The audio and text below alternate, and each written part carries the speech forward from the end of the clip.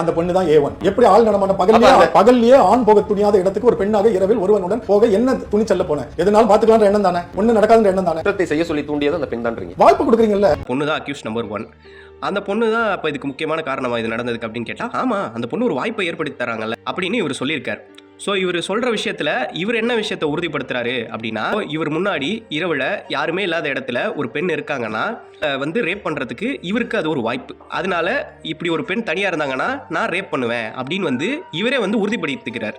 அதுதான் வந்து இவர் சொல்கிறதுக்கான அர்த்தம். ரெண்டாவது, அந்த பொண்ணுக்கு அந்த பையனோட நைட்டில் அங்கே என்ன வேலை அப்படின்னு கேட்குற எல்லாருமே ஒரு ப்ராஸ்டியூட் உமன் அதே இடத்துல இருந்து அவங்க விருப்பமே இல்லாமல் இப்படி ஒன்று அவங்களுக்கு நடந்தால், இல்லை அவங்க ப்ராஸ்டியூட் உமன் தானே, ஸோ இதை ஒரு ரேப்பாவோ இதை ஒரு க்ரைமாவோ கன்சிடர் பண்ண முடியாது அப்படின்னு வந்து சொல்ல முடியுமா?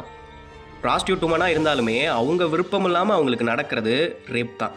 அதை பண்ணவங்களுக்கு சட்டப்படி கடுமையான தண்டனை தரப்படணும். இந்த மாதிரி மூளையை தூக்கி பட்டெக்ஸில் வச்சுக்கிட்டு விக்டிம் பிளேமிங் பண்ணாமல் ரேப் பண்ணவனுக்கு என்ன தண்டனை கொடுக்க போகிறீங்க, அவன் என்ன பண்ண போகிறீங்க, இனிமேல் இந்த விஷயம் நடக்காமல் இருக்கிறதுக்கு என்ன பண்ணணும் அப்படிங்கிற மாதிரி கேள்விகளை நீங்கள் வந்து இந்த கவர்மெண்ட்டை நோக்கி ஆர்டர் சரியா இல்லை, இங்கே இருக்கிற சட்டங்கள் என்ன கடுமையாக்குங்கன்னு கேள்வி கேட்கலாம். அதை விட்டுட்டு பாதிக்கப்பட்டவங்களை உடல் ரீதியாகவும் மன ரீதியாகவும் புண்பட்டிருக்கிறவங்களை மேலும் மேலும் வந்துட்டு மன ரீதியாக வந்துட்டு நாங்கள் புண்படுத்துவோம், ஏன்னா எங்கேயோ இருக்கிறவங்களுக்கு தானே நடந்தது அப்படின்னு சொல்லிட்டு இங்கே உட்காந்து வார்த்தைகளால் அவங்கள புண்படுத்திக்கிட்டு இருக்கீங்க.